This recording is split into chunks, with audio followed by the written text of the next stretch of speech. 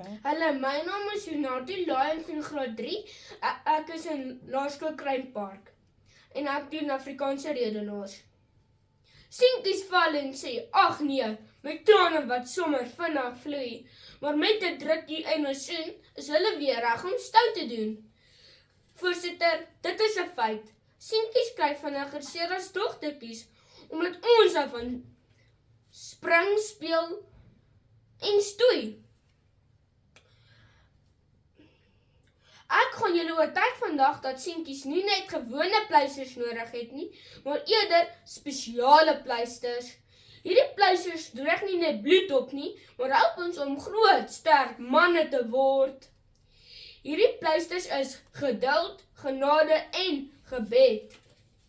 Dames en here, laat ek verduidelik.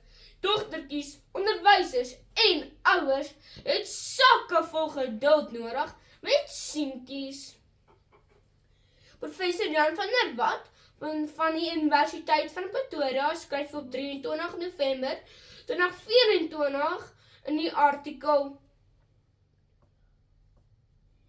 Geduld is nodig op die webblad bybelkennis.com dat geduld baie skaars raak hoe besiger mense word.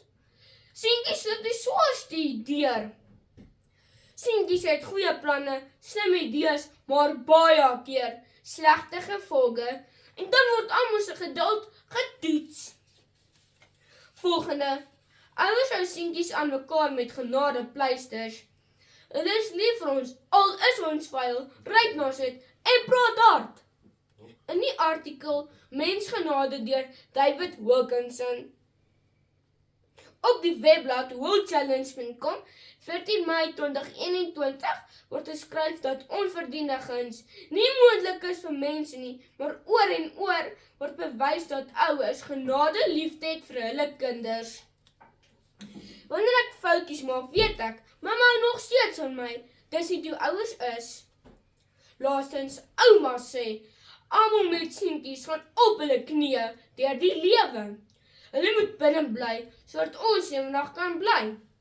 Opvoedkundige, sielkundige, wedstryd om so op 12 September 2025 in die artikel Speel skool gereed.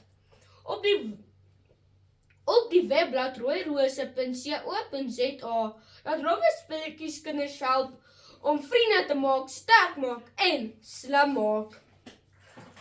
Seentjies is selde aan die veilige kant van die lewe, maar as die nood groot is die redding naby. Voorsitter, ek glo julle stem saam dat seentjies spesiale pleisters nodig het. Hierdie pleisters is geduld, genade en gebed.